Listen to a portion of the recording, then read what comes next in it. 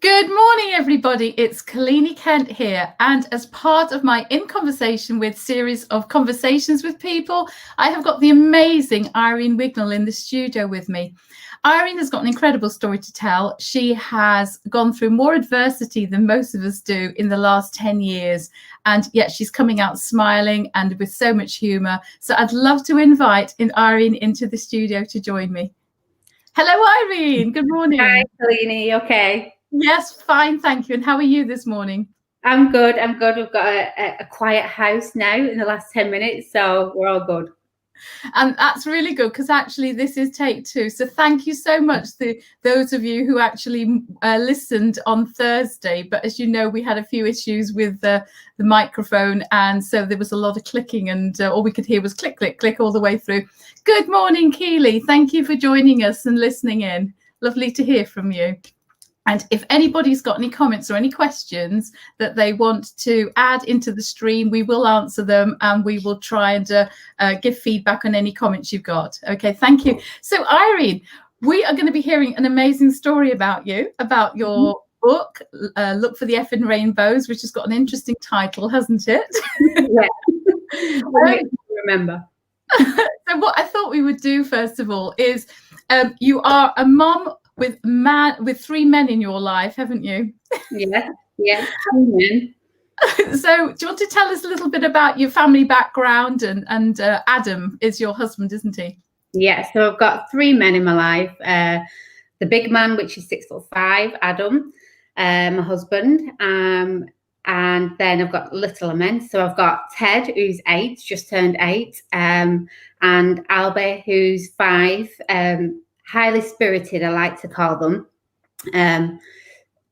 Some people might call them differently, but they've definitely got their own personalities. Make me laugh every day, make me go crazy every day, but that's life. It is. And how's lockdown been for you with them all at home with you? Trying. Yeah, so myself and Adam both work shifts, so we decided we're going to try and keep the boys at home. We're both key workers, but we did make the conscious decision of keeping them at home. And so juggling our shifts and trying to homeschool was horrendous, really. I started off with so many good intentions. We had a timetable. They had spending money to spend during the day on snacks. That lasted 2 days. So, yeah, we had good intentions. But you know what? This is what everybody's been struggling with, isn't it? The juggling of the homeschooling. And luckily, I suppose, in some respects, because you've got shift working hours, that possibly has helped you, whereas some people I know have been actually trying to work at the same time. Yeah. Well, we've both done our 40 hours, but it's just separate. So one will be at home, the other will be at work. So me and Adam haven't seen each other, but we've seen a lot of the kids. Yeah. That's good. Yeah, and they're obviously going back to school in September. And in fact, we might as well say what it is you do. You are a detective constable, aren't you? Yeah, I'm a detective in the police. Yeah. And in fact, is that how you met? Yeah, that's how you met Adam, isn't it? Yeah, he's an inspector now in the police. When I met him, he was a stinky probationer, and I was in CID. And I've got to say that when we were preparing for this, you actually have got a very funny story about how you met Adam and how you decided to get married. So do you want to tell us and share that with us? Because it's really lovely. So Adam used to come up and ask for advice because I was in CID, and I'd give him my advice, and I thought I quite like him. So I had a work phone and a personal phone. So I said, here's my personal number. If you ever need any more advice, just give me a ring. Meaning, ask me out. Anyways, a year went by, no text message from him. So I decided to do it myself. And I asked him out, and we went on a date to a local pub. And I knew straight away that he was the one for me. I knew I was going to marry him. So much so that when I was going home in the taxi, I said to the taxi driver, I've just met the man I'm going to marry. So I didn't tell Adam. I left it a while before I told Adam that were my intentions. I said to him since, did you feel the same way? And he was like, no, not really. So, I mean, eventually, sort of obviously you got married. And how long afterwards did you get married? We got married in 2012. So only like 3 years. we got married, but I knew it was going to be in my life forever. So when you were talking about that you've got the three, so do you want to tell us a little bit about the children? You've obviously decided, but I just think this is just so funny. You did say to me that you decided to have children, but you had this vision of having, you're a bit of a dreamer, aren't you? Yeah. And you had this vision of 2 girls. So what happened there? Well, see, I'm one of 3 girls, so I couldn't ever imagine myself with a boy. And so that's it. I am a big vision person. I visualize everything in my life, and that's the thing. It doesn't always go to plan. So I had this vision of these 2 girls, chubby cheeks, curly hair. I could even, details. I could visualize these details. And so me and Adam decided we were going to try for babies. And it never happened initially. And I thought, this is not how I expected. So it went on then for about 18 months trying for a baby. So we were referred to fertility clinic for treatment, and they gave us a medication called Clomid, which increases the eggs. And I remember thinking, they said you could get twins or triplets, and I was really excited about this. However, Adam wasn't. So we had 3 months of the Clomid, the medication, and still no baby. But I'd worked myself up into it. I was just so stressed about it all. So we had a month off, and they said after the month off, come back and we'll increase the dosage, meaning a higher chance of triplets, etc. So because of that, I just relaxed, and we decided to book our wedding in that month off and just forget about babies and concentrate on getting married. And that month is the month I conceived. Do you know, I've heard that so often. I have heard, so people, as soon as you've sort of, well, I suppose it's relaxing, and so you're not tense anymore about it. So it must have been saved you a lot of money as well, didn't it? Yeah. Can I just share a few comments? We've got Lavinia, who has said a brilliant book. She's obviously read your book, which we're going to hear about in a minute. Fantastic person, lots of love. And also Caroline Crossland. Yeah, I think that's about your story about meeting Adam. So these are obviously lots of friends of yours. And then Daniel McLaughlin, loved your book, Irene, a true inspiration. No, thanks. It is an amazing. We are going to leave some information for anybody who actually wants to buy the book, because it's a very unusual book, isn't it? The way, the style that you've written it and everything. Yeah. And then this is Emma. Your book is amazing. Oh, I'm so pleased you've got so many lovely people listening. So do keep the comments going, guys, and we will actually give feedback and show your comments on here. So go on. So you've then obviously, having had this vision, I bet you even thought about the clothes and everything. Oh my gosh, been shopping. I'd even bought a little pair of flip-flops with flowers all over them, little baby pair, because obviously a brand new baby needs flip-flops. And I'd even bought them a year beforehand, because I thought, if I start buying now, then it won't cost as much. And I remember when we were going through the treatment, Adam moved the flip-flops, and I think it was just to save me any more sort of heartbreak and getting upset, and he moved them. But Adam sometimes is away with the fairies as well, so he put them on his car roof, got in his car, forgot, and drove off. So then I went to the car the next day, and there's a pair of flip-flops on the floor. I thought, oh my gosh, it's a sign, because I take everything as a sign. And then I said to Adam, how did the flip-flops get outside? And he was like, I'm really sorry, I was trying to hide them. This is what I mean about your sense of humor. It's amazing.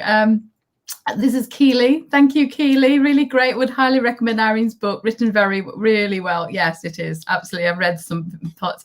Funny and sad. Yeah, it's a really true reflection of your life. But we're going to come on to that. And hello, good morning, Sarah. Lovely for you to join us. Thank you. So obviously, one of then we had Ted arrive, didn't we? Yeah. So I was induced. He had he wasn't interested in arriving, basically, on his own behalf. So I was induced, and between being induced and going down to the delivery suite, I contracted sepsis. So immediately everything changed. I remember having to sign a document saying that they were going to save me, and I was a priority.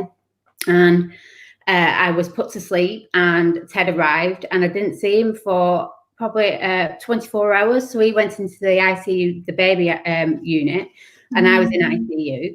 And I remember Adam saying, "Do you mind if I go and see him?" And at that time, it sort of took me back a little bit, because I thought, I'm really poorly. And this little person who's arrived into this world is getting all the attention. So he went and saw him and took a picture. And then I went eventually to go and see him. And I remember thinking, yeah, he's cute, and he's got lovely hair, and that's about it. So I didn't get this big rush of love that I expected to get, that everybody seemed to get. And I didn't tell anybody initially, because I just thought, I can't believe after 18 months of trying for a baby, and I'm not even a natural mum.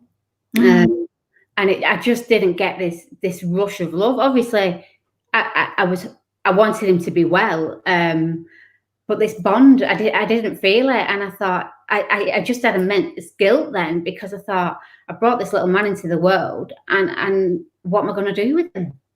I mean, you've talked to me about how you've felt a lot of disappointment in yourself because of that, and that it led to your guilt. And in fact, guilt is something we're going to talk about, because it's been a bit of a theme all the way throughout, hasn't it? Which you've actually had to address.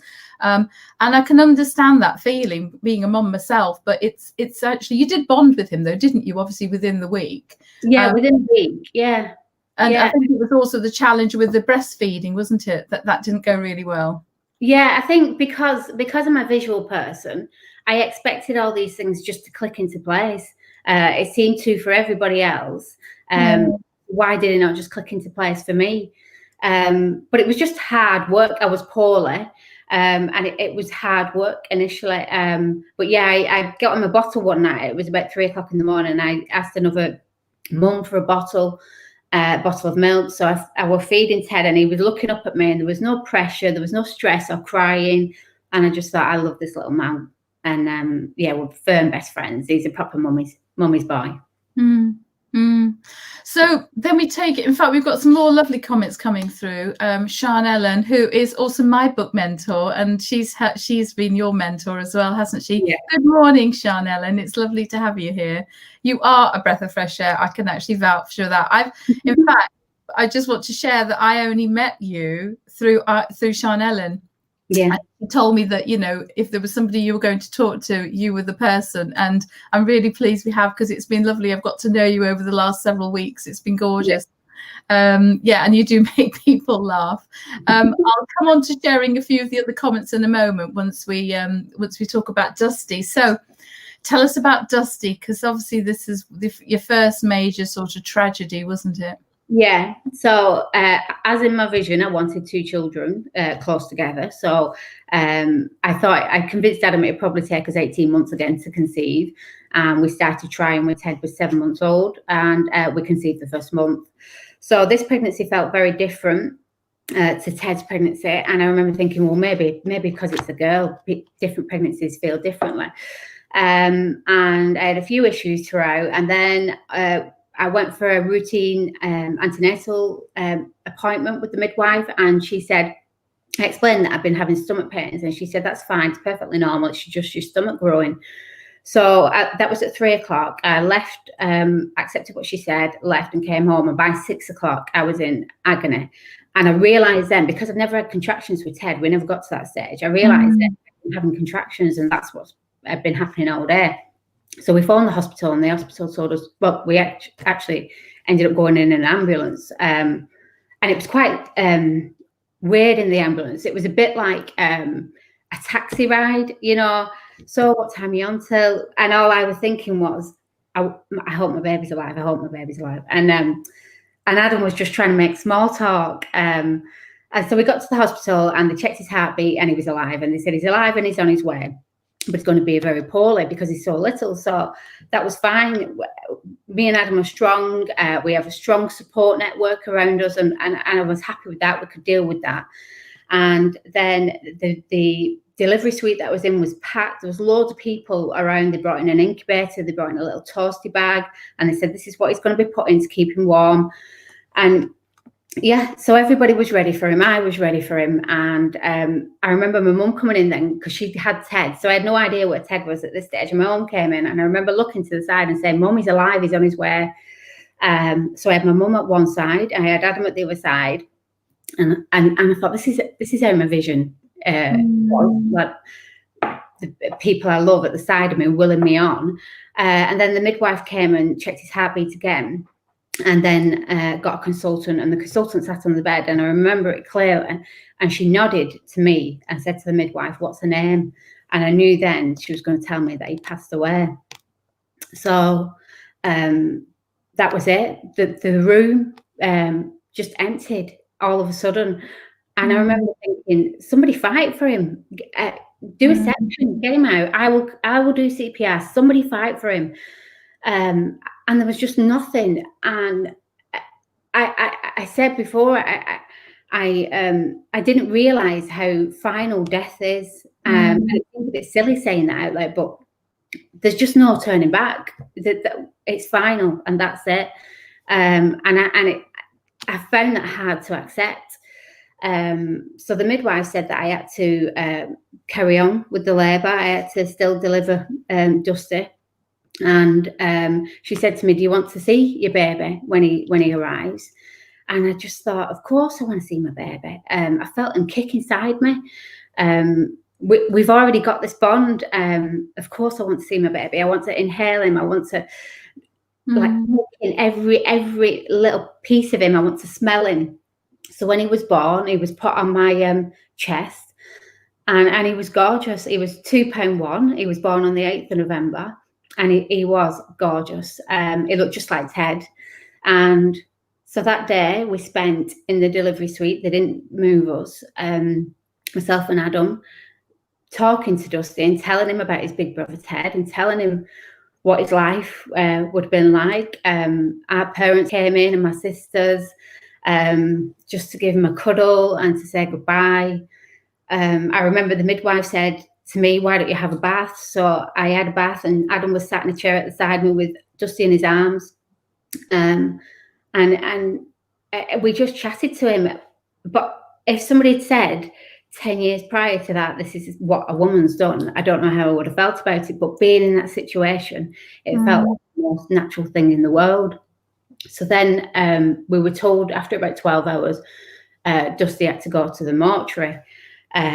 So there's a procedure that a midwife has to take the baby to the mortuary. So in Bolton Hospital, there's the maternity wards at one end and the delivery suite, the mortuary is at the other end, with all the other bits in between. So it's a bit like life, really. So I remember walking down the corridor with the midwife holding Dusty and me and Adam walking, and that was the only walk we ever had with Dusty. And we handed him over to the lady in the mortuary, and all I remember is she had mad white hair. Yeah, it's just funny, the details that I remember. I can't remember her face, but I just remember she had mad white hair. And that day we left the hospital then, and we were holding hands and we didn't speak. I mean, what you've gone through, it just doesn't bear thinking about, because the grief you must have felt, because everybody, when you're pregnant and you expect your baby to, that must have been, untold. I mean, how Adam, obviously, also we've talked about how Adam grieved in a different way to you, didn't he? And that you found interesting, challenging. Yeah. So I got quite angry when Adam grieved, which is awful, but it's just my grieving at the same time. And I remember if I cried and Adam came to console me or hug me and cried as well, it made me really angry, and it made me stop crying, because I wanted to say, how dare you grieve for my baby? He's kicked inside me. I felt him. You have no idea how this really is. And I'm so glad I didn't say that out loud. He knows now. We've talked about it. But you've no idea how somebody will grieve. You don't grieve at the same way, the same time. And you've just got to accept each stage as it goes along, because without accepting it, you can't get through to the next stage, and you can't get through to the next stage. Can I just share with you a few comments which have been popping in? This is Emma, who earlier on, before you started talking about Dusty, she's actually said that your book has really helped her through her own grief. Emma is lovely. I met Emma. It was quite weird. And this is why I like to talk about Dusty, because I met Emma at a network event where I was talking. And as I was talking, Emma, I could see, was crying. And I knew that what I was saying, she'd been through similar. Yeah, I could just tell. So afterwards, we'd never even spoke, and we hugged. Like Emma's got a completely different story, but similar lines. And by talking to people and putting it out there, I think we help each other. Emma's helped me, and I help Emma, and I know people that I've met along the way. And it's just by talking, by saying out loud what you feel and what you went through. I mean, I will share a few others, like Lavinia has said, it's obviously heartbreaking. Thank you for all your comments, everybody. Emma, and Emma has also said such special memories. Heartbreaking. You are amazing. You really are. Catherine. So these are just quite. Thank you, ladies, for all of your lovely comments. Emma as well. And then I just will share this one as well whilst we're sharing thoughts. Judith, who said you need to be careful when you read Irene's book. And I do totally understand what she means about laughing at times and then obviously sobbing as well. So yes, you are a true inspiration. And I do think this idea of sharing what's happened to you does help others, doesn't it? Yeah. And at the same time, it helps me as well. Because now I can talk so easily about him. So that's helped me by sharing my story and talking to other people that have been through situations and situations where you think, I must have been a bit abnormal thinking that, but actually no, it's quite a normal part of grief. So yeah, it makes you feel quite normal when you're speaking to other people. Yeah. And then obviously straight after that, you got pregnant again, didn't you? Yeah, I convinced everybody and myself that I'd dealt with it. I'd had counselling. I put my grief in a little box and I tucked it away. So yeah, I convinced everybody that I was fine, and I wasn't. So me and Evan tried again, and super fertile, got pregnant the first time we tried. So then as soon as we got pregnant, I remember going round to my mum's house and telling her that we're pregnant, and I sobbed, and it weren't tears of joy. It was guilt. I felt guilt on the new baby, whether he'd be feeling like a replacement. I felt guilty to Dusty that I'd replaced him so quickly, or and I felt guilty to my parents as well, that I was going to put them through another 9 months of stress and anxiety. Yeah, so the guilt didn't leave me. Because I think by that point, when you also have lost one child, and I just will go back and say that I think the thought that you then had to actually deliver must have been just so hard, knowing that he was going to be stillborn. But the fact is, because you've been through that, it's that fear always, isn't it? An expectation that it can happen again. Yeah. And I've always lived my life. If you can just be a good person and nothing bad will happen, but it's not true. Things do happen completely out of your control, and that's the first ever horrible thing that has happened to me. And I just thought, it doesn't really matter what I do. If something happens, it's going to happen. So that was on my mind throughout the pregnancy. I cried a lot throughout the pregnancy. So yeah. I just want it. See, 9 months doesn't seem like a long time, but when you're living it every day, it's an extremely long time. And we had scans every 2 weeks because of what had happened to Dusty. But there was no signs that anything bad was going to happen to our new baby, another boy. So yeah, so it was a hard pregnancy to get through. Yeah, you said obviously you cried, and that was like a culmination of everything just coming together, really, isn't it? Wasn't it? Yeah. It all happened just so quickly. You didn't have the time to reflect and just heal and all that?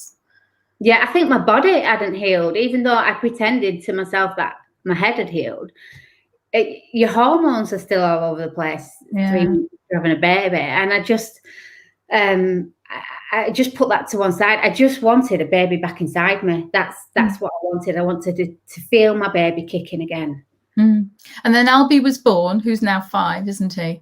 Yeah, so and you said that he cried and cried and cried as well afterwards. Yeah. So he was born by C-section, and he.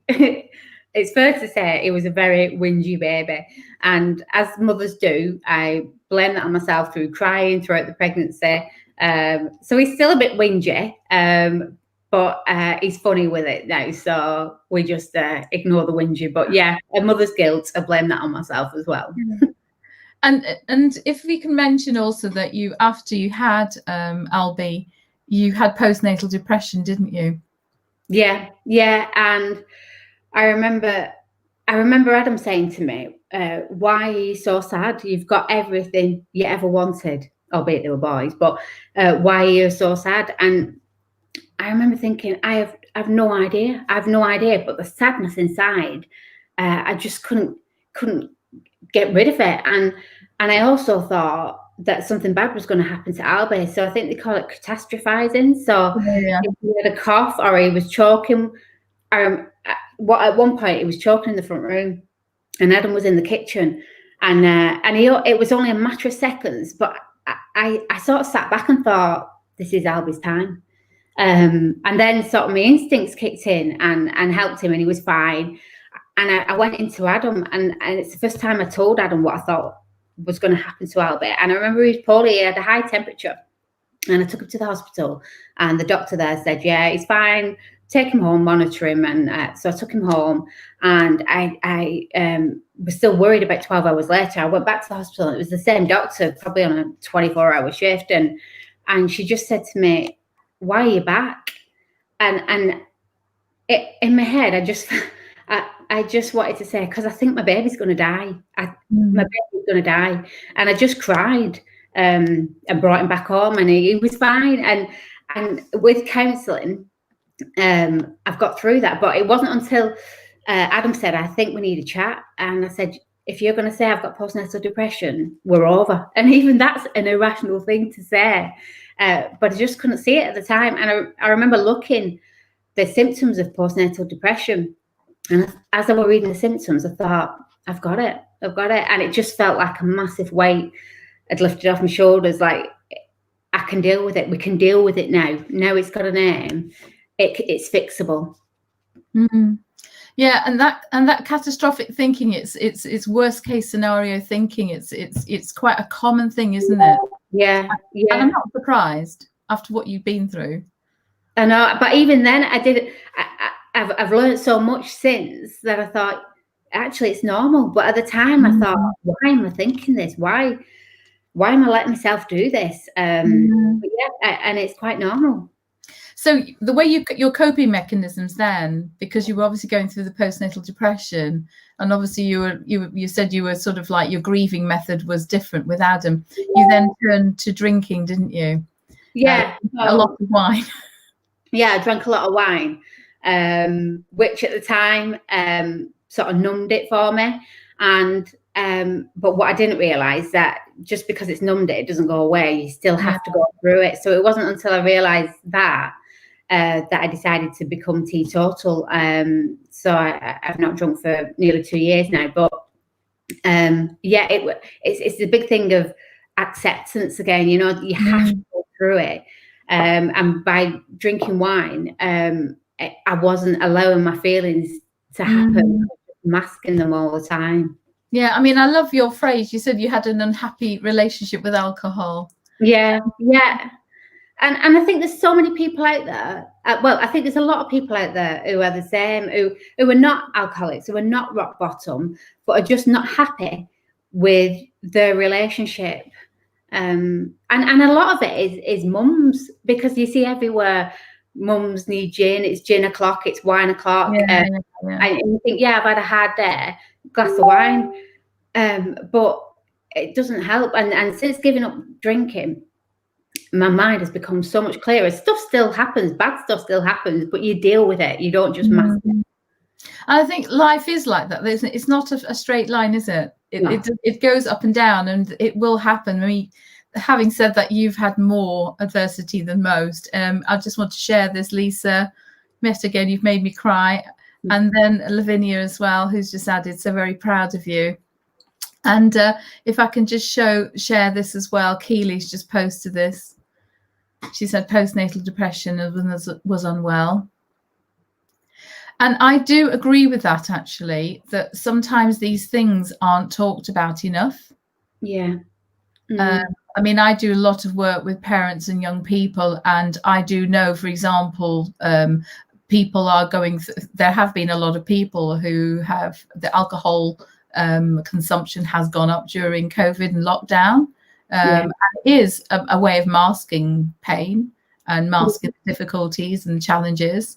And I do think it is really good. You know, it is something I've been thinking about, actually sort of setting up a group where people can actually just talk about any of the challenges they face. Yeah. And that's what, like, we've just set up a Be Sober Bolton group, which is on the back of Be Sober Manchester. And it's just for people to meet like-minded people. Just because I think once you surround yourself with like-minded people, it helps you accept you are quite normal. Yeah, and I think that is that sometimes, Presley, and also I think this is very relevant. It's the fact that it's like people, it used to be taboo to talk about mental health issues and mental health problems, didn't it? But it really is important. It's okay to not be okay, and it is okay to talk about these things. I'm a mental health first aider for adults and youth, and I do find that people do want to hide their challenges and their problems, and it is really important to just that talking therapy. And just also I think it's the shared community of finding other people who may be going through the similar thing that actually does really give that support, doesn't it? So I think, you know, as you've said, as Keely said here, putting yourself out there and sharing this knowledge is really, and you know what's happened to you is really good. So thank you so much. Keep the comments going, guys. We'll keep sharing it. We've got a lot of people watching as well.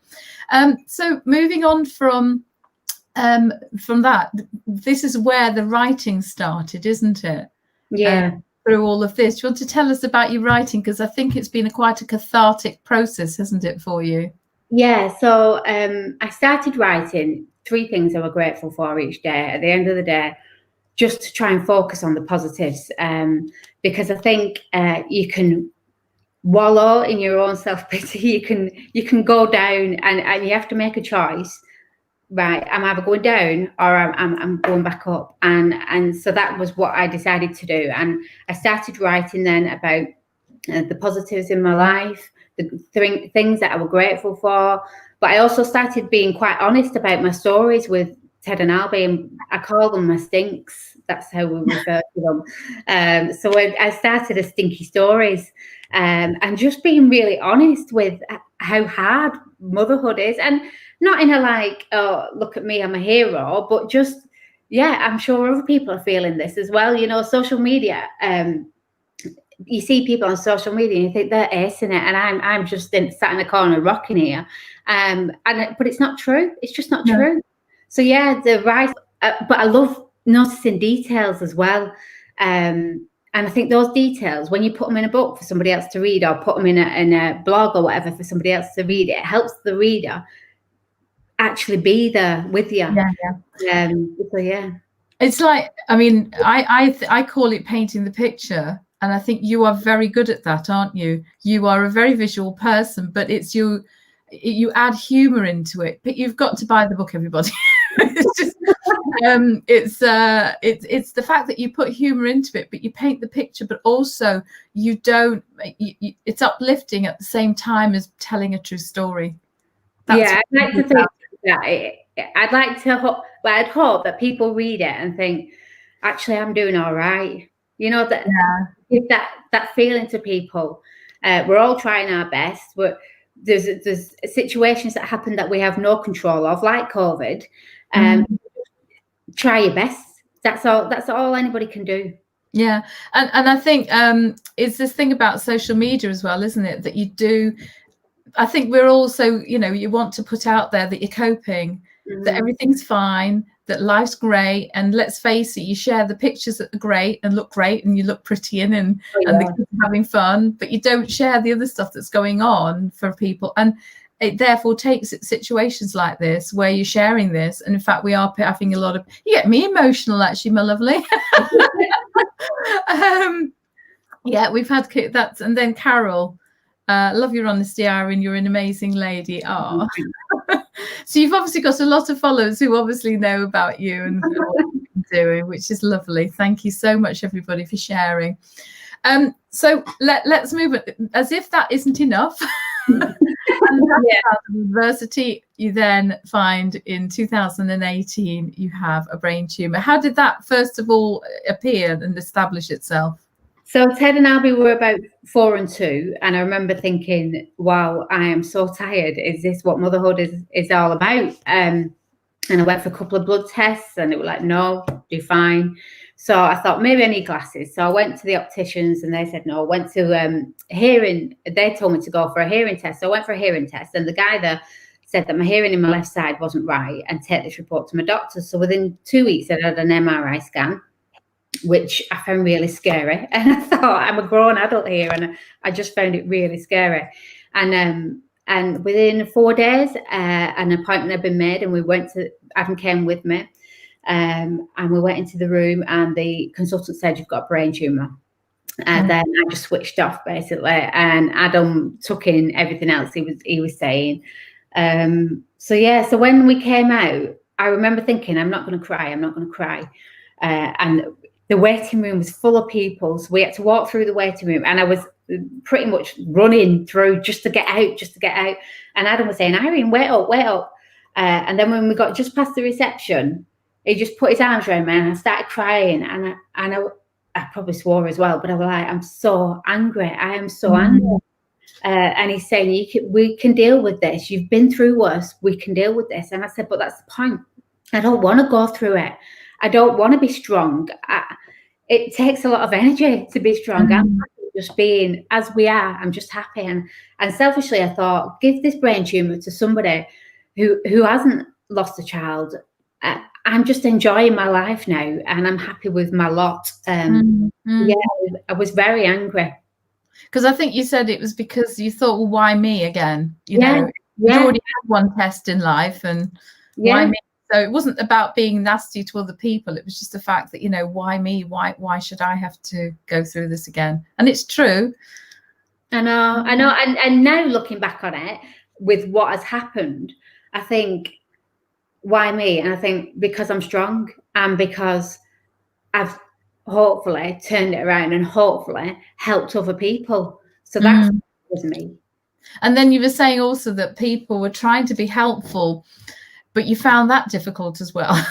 Yeah, and I was what do you say? What do you say to people? What do you say when they've just lost a child? And what do you say when they've just been diagnosed with a brain tumor?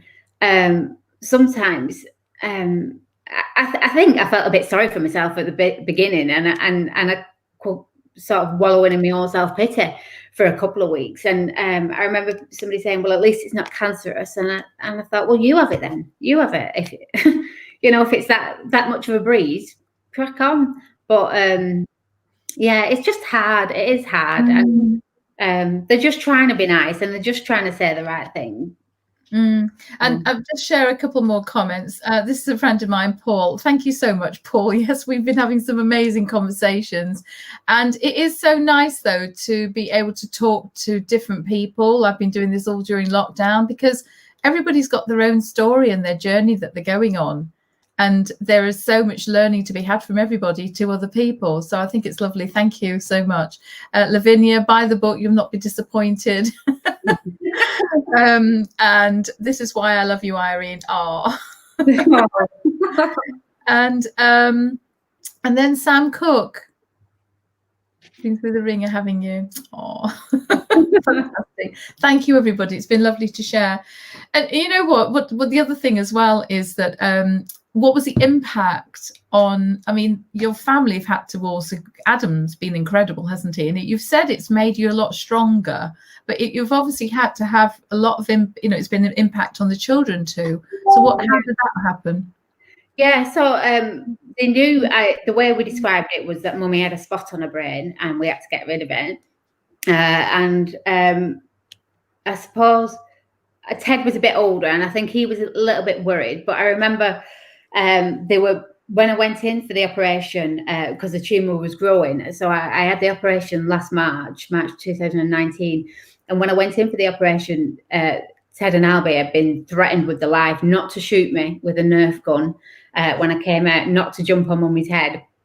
So, and Ted could handle that. Albie couldn't. He couldn't find a middle ground. So he just stayed away from me. So the temptation to shoot me with a Nerf gun was just too much. So he just stayed away from me for about 6 months, which was heartbreaking. It's such a short life so far. And I just thought, oh, come back. But he has come back. Like a limpet next to me now. But it's hard. It's hard to remain normal. I thought, do I write them a letter before I went into the surgery? Because we had an appointment with the surgeons about the risks. And I thought, do I write them a letter just in case anything bad happens? So what I decided on doing was focusing on, I'm not writing them a letter because I will come out of this, but I bought them both a Build-A-Bear teddy, which is like a mortgage to go and get two especially. And in them, they had a little voice recorder. So I just put in, "Hey Ted, Mummy loves you, give me a cuddle." And I did the same with Albie's. And Ted loved his, and Albie shot his with Nerf bullets. He hated it. So like, great. Yeah. That is, you hadn't told me that one. I know. That is so lovely. Do you know, it makes you think though, if you're in a similar situation, well, what would I do? You know, I've got 2 children. What would I do? Would I write them a letter? It's so difficult, isn't it? No, and you don't want to focus on the negatives. You want to focus on the positives. Yeah. But what Sam and Paul said, oh, isn't that lovely? And Paul's never met you. So that's coming through from this conversation. Hey, Irene, Claire's there saying hello to you.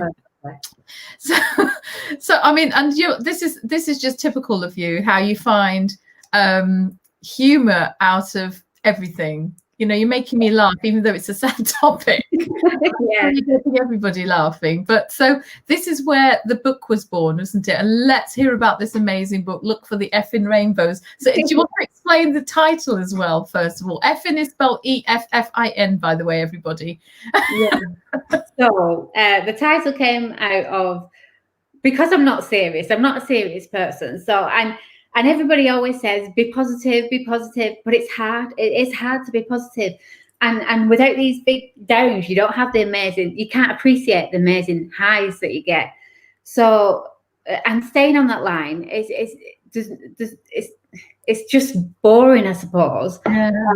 So yeah, look for the Effin Rainbows, because stuff will happen, and stuff out of your control, or stuff that you've brought on yourself will happen. But it's just, right, okay, deal with it. Look for the good bits, move on, and let's crack on, basically. Yeah. So that's the book, but the title. But after I'd had surgery, they say rest your brain. It's had a shock. So for 3 weeks, I watched Don't Tell the Bride on daytime TV, and I thought, I can't take any more of this. So I thought, right, I knew I were off work for a good couple of months. So I thought, I'll start writing a book. So yeah, and my book is very, I suppose, conversational, as in when you read it, you feel like you're probably having a cup of tea with me. Brilliant book title. So yeah, it just feels, I've written how I speak, basically. Yeah, and I think and that helps people get into it, I suppose. Yeah, and the style is different. It's almost like a conversation with a friend, isn't it? And and it's your thoughts that are coming into your head. But also maybe mentioned as well here, you have these gratitudes that you do, which are a theme throughout it. So do you want to explain a bit more about the gratitudes that you write? Yeah, so I still write all my gratitude list every night and go to bed. Even if it's been a horrendous day, I find three positives, and it could be, I don't know, anything. Albie's not cried today, like great. But that's continued through my life, and with affirmations as well, because since losing Dusty, I've sort of been on a soul searching, and I've learned so much. I've started focusing on me, because if I did something and they say, what is your why? And I'd be like, well, it's Ted and Albie. Yeah. Well, no, actually, it's more than that. It's more than Ted and Albie. It's, I want to feel like I'm doing something. I know I can do something more. So yeah, and my vision board, I've got a vision board. I've got affirmations on the bathroom. Adam thinks I'm crazy. But he's married to me now, so there's nothing he can do. But yeah, so I'll say to Adam, do you want anything on the vision board? He'll be like, no. But I do. I stick something on for him that he's told me that he'd like. So I think secretly he does believe a little bit into it. But I just think you need to put yourself, I don't know, you need to have this vision, or else you could just go along life like that. Well, I personally really believe in visualization, and I also believe about looking ahead. When my coach and I do solution focused coaching, but it's Stephen Covey. I don't know if you've come across him. Stephen Covey, The 7 Habits of Highly Effective People. But there's one for families, for children, but the important thing about is his second rule: begin with the end in mind. So it's about thinking, where do you want to go, and where do you want to, and so that's where vision boards are so powerful, aren't they? Yeah. Because you can actually, this is what I want, and if you think about it enough, it happens, rather than focusing on the negative. And that's what I really admire about you, because you've had all these things that you could have wallowed in, but you haven't. Yeah. To be fair, my dreams have just got bigger. If anything, and I just think I can achieve it if I put my mind to it. And I like to show Ted and Albie that as well. Adam does DJing, he's an inspector during the day, does DJing at night. Ted said to me the other day, so how many jobs have you got, Mummy? But I just think, show them that it doesn't, you do your day job for 40 hours. Make sure you enjoy that, but you've got so many hours. You've got, without sleep, I think it's 72 hours then spare. 72 hours is a lot of time to do something else with. You don't have to, like, because you've got a job, just leave it at that. Just go for your dreams. And I hope Ted and Albie see that in both me and Adam. So do you all have a vision board each, or is it just the one vision board? How do you do it? No, I have a vision board. I've got two visions of Adam's on there, so he has a little corner of it. And then I did say to Ted, let's do a vision board. So we've done a couple of vision boards with Ted. The first one had all Batman toys on it, and then the second one had a Lamborghini, and I can't remember what else. But I thought, I think we need to go back to basics again, So, but it's something I will do with them both. Yeah. I like from Batman to Lamborghini. That's a big leap, isn't that? That's a really good leap. And so I love the way. So obviously you're imparting your values, aren't you? And your sort of approach to life on them, which is lovely. Yeah, and obviously they don't have to take on our values, but if they at least experience them and think if that's something that they would like, then great, we've shown them a way. And if not, then great, they're their own personalities. So, but just to experience these different ways of life before they decide on what works for them. Yeah. So go on, let's talk a little bit more about Adam and your jobs, actually, because you've told me a few really funny stories about you. So when you went into the police force, it wasn't your intention, was it? No. So I played Juliet Bravo when I was about 8 with my handbag, and then nothing. Didn't dream of being a police officer, and I was made redundant at 22, and I thought I'd only been in the job a year, and I thought, what am I going to do now? So what I realized I wanted was security. Whatever job I did, I wanted security in it. And then the only job that sort of stood out to me at the time was a police officer. So I applied to be a police officer, and I joined at 23. And I thought it was this worldwide, what's the phrase? Well, you know everything about everything. You were worldly wise. You thought that's right. That's correct, yeah. I know everything. Yeah, until I got in the police. And I was 23. I was based in the city centre of Manchester, so Bootle Street it was at the time. And it was a shock to the system. Things I saw that I didn't realise were real, like prostitutes, the amount of prostitutes, male prostitutes, how people lived and were happy to live. You know, it just was a bit of a shock to the system. So I quickly grew up in the first couple of years being in the police. And have you got any funny stories you can tell? I think you've told me about one where you were having to arrest a very large gentleman. Yeah, that was it. That was a scary one. I'm 5'3.5", I suppose. I went to arrest a guy, and he was a well-known Manchester criminal, and he's about 6'2", but as wide as well. And I got there, and I thought, how am I going to do this on my own? So I was in a van, and I thought, I can't tell him yet I'm going to arrest him, but I needed to arrest him. So I shouted up for any more patrols that were passing. Nobody was available, and I thought, oh my God. So he then rang, he was on his phone, and he rang loads of his friends up. So loads of people, all his associates, were then all round me.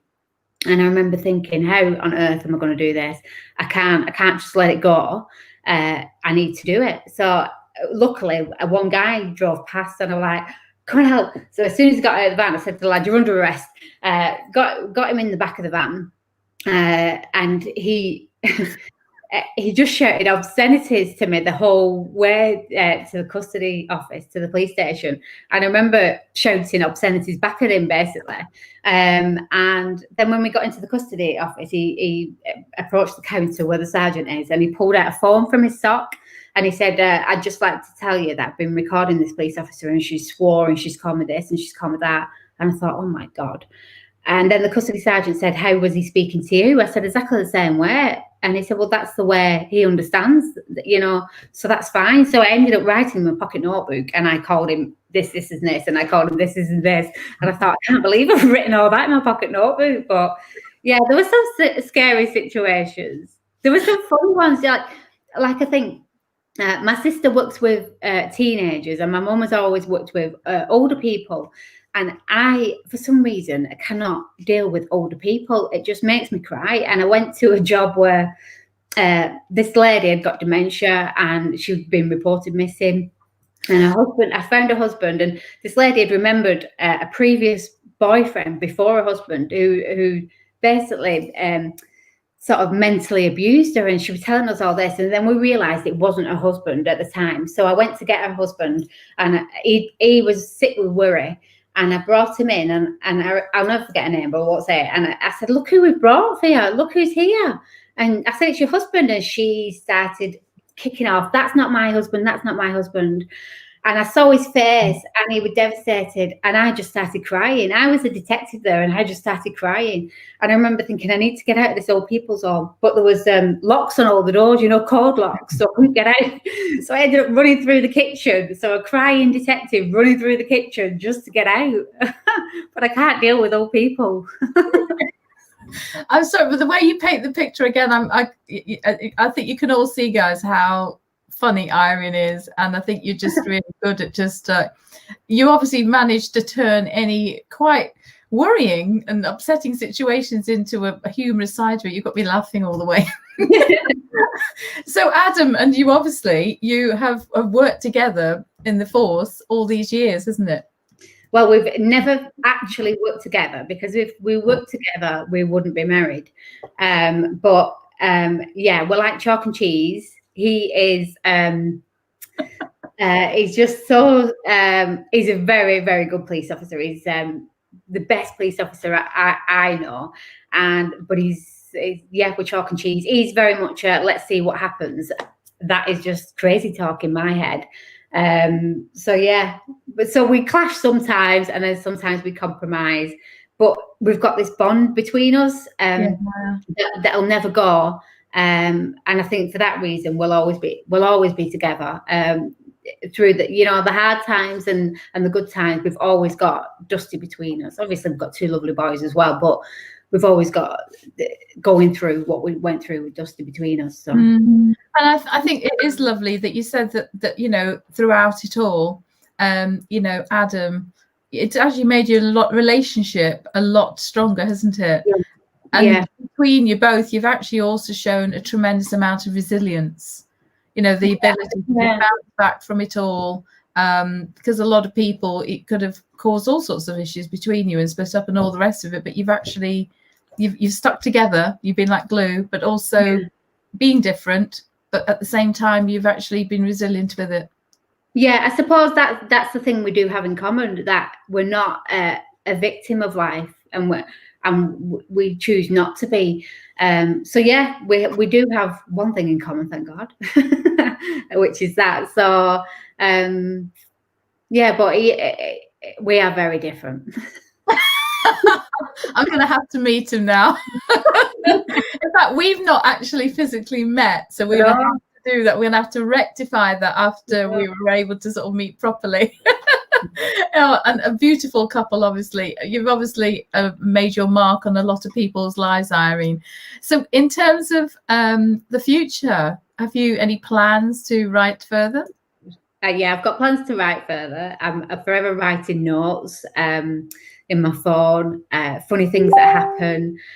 But yeah, I would love, on my dream board at the minute is a vision board. It's not a dream board.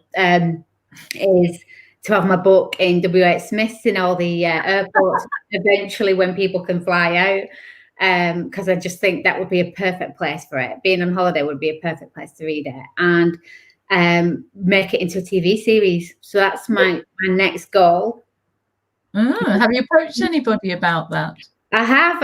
I'm in talks at the minute. So fingers crossed. And I've got pictures of BAFTAs all around the house, because if you don't dream big, you might as well go home. I love it. Love the outlook on life. You have a choice to be victim of. Yeah, absolutely. Absolutely. It is about, you know, glass half full versus glass half empty. And it's about, you know, I have a saying that, you know, things happen to you in life, but you have choices, haven't you, as to how you respond. And you can either respond and let the situations or people or whatever it is, what people say or what people do affect you, or you can choose to, you know, no, I won't let it affect me. And I love your approach to life. It's awesome. Absolutely brilliant. It's been absolutely amazing. Keely, look at all that. All the love. All the love. So is there anything else at all you wanted to share at all before we finish? No, I suppose I try and keep it real, and I think it's helped me by keeping it real, meeting people then who interact, because I've done that in the first place. So I just think, and I know it sounds a bit cliche, keep it real, but and accept whatever you're going through. It's just a stage, and life will get better, and you will laugh again. Yeah. Acceptance. And I think you're an absolute inspiration. Some of the comments that are coming through, you know, you will make it happen. Even if this conversation helps you to make it happen, we'll post it everywhere. Everywhere. We'll share it everywhere. We'll send it to. So just so that you know, everybody, this is streamed to, apart from my business page, my own live page, my own profile. It's also gone onto YouTube. I've streamed it to YouTube, and I will have the recording. So we're going to be sharing it far and wide, and. So hopefully we'll get it to the broadcasting house where they can actually think, oh, let's make something out of it. I love that. Dream big or go home. Amazing. Thank you very much. We have got to finish now because I'm trying to keep it under an hour so it can go on IGTV as well. So it's going to be on Instagram, everybody. Please follow Irene. You can get the book, I'm sure, on Amazon, and we'll leave links in the conversation afterwards. But thank you so much, Irene. It's been an absolute dream and a pleasure talking to you today. And please keep watching the conversations, everybody, because it's really fun talking to people. And if there's anything you want to talk to me about, contact me. All right, everybody, take care and have a good weekend. All my love. Bye-bye.